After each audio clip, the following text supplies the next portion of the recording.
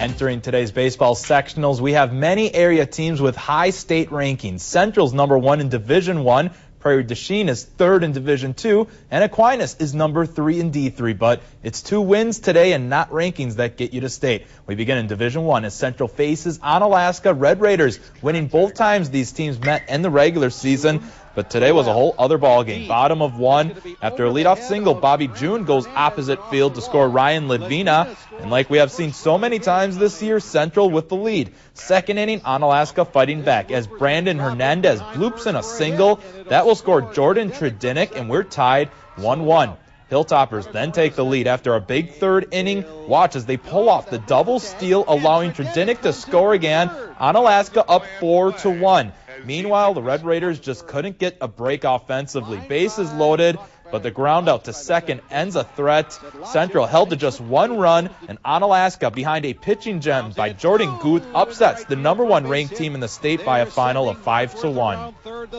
We felt no pressure at all, Whole time in the dugout we wanted to stay loose. I mean, they're expected to win, so, we knew we didn't have any pressure on us. We could just go out there and play our ball. I wanted to have a better outing than the first game against them. Kenman, sleeping on that one, hoping I get back to the opportunity to face them again, and, I threw well, so. We hit balls hard all day that went right at people, and we made a couple errors and mistakes, and defense wins and loses if you don't play it, and that's kind of the story of the game. Middleton would win their semifinal game with a walk-off, setting up this championship game. Cardinals start fast. Top of second, Travis Martin smacks one over the wall and right. 2-run shot made it 3-zip Middleton. Hilltoppers answer back in the bottom of 2. Guth gets the RBI single. Middleton still with a 3-1 lead. We move to the third. Anna still fighting back with 2 men on. Jordan Tredinick, base hit back up the middle. That would plate a couple. 6-4 Toppers down by just a pair. For the Cardinals, too strong. They score 8 runs in the 6th inning. Garrett Novinsky's RBI double makes it 16-5. Onalaska's season's over. 19-5, the final in 6. There was a lot of emotion and energy after that first game, but we came out a little bit flat today. We weren't hitting the ball in the second game as well as we were in the first. We weren't even supposed to be in this last game. Our guys really don't have anything to feel bad about. More good things than bad things, and we're all real proud of them. I know their parents are real proud of them, and they had a nice season. Prairie du Chien prevented from making a second consecutive trip to state as they lose to Portage 12-5 in the sectional semifinal. Aquinas is going for their 3rd straight trip to state. They're playing out at the Division III sectional in Riverdale. First up for the Blue Golds is the host school, Riverdale. First inning action here. We start with Aquinas' Bobby Ketchel, who doubles to left. 1 run comes in. The Blue Golds take a 1-0 lead.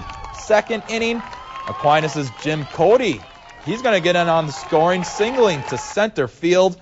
1 run comes around, and the score is 2-0 Blue Golds. Staying ahead in the second, Ketchel again.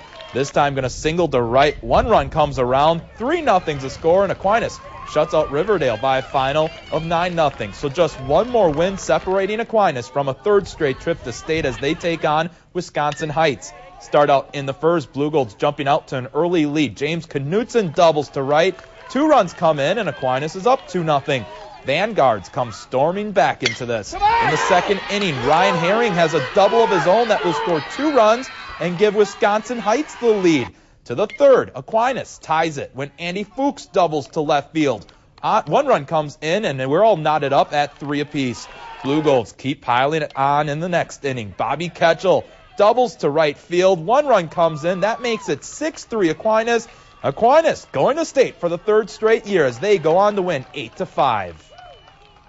Either way, I was pretty jacked up. I mean, going to state, pitching this game, I really wanted it, and now to finally come out and get it feels great. It's wonderful because this is the first championship that I've helped us get to. So all the hard work and everything, all the years of playing behind these guys, now I'm playing with them, and we got there really as a team, and it feels good. See if anyone will join Aquinas at state. In Division IV, Lafarge and Royal meeting up at the sectional semifinal. 3rd inning, Royals' Corey Witt takes ball 4. Brian Miller scores, and it's 4-0. More Panthers as Pat Veet puts one past the shortstop. 2 more runs come on in, and it's 6-0. Then a sacrifice. Browndout scores 1 more run. Royal up 7-0, but the Lafarge bats would come alive in the next inning. Steve Vesbak's RBI single puts the first run on the board for the Wildcats. He's followed up by Ethan Wickard, who smashes a double to the outfield wall. Vesbach scores easily, but too big of a deficit for Lafarge to come back from as Royal gets the win 9-4. In the championship game, though, Barneveld shuts out Royal in a low-scoring game 2-0. Eau Claire Emmanuel wins their semifinal game before losing in the championship game. Well, it's the second and final day of the WIAA State Golf Meet. Holman enters the final round in 12th place, and that's how they finished. Today's team round was a 329 for a final score of 663. In Division III, Arcadia places 5th with a two-day score of 699. Kickapoo's Landon Vinger finishes tied for 4th place individually.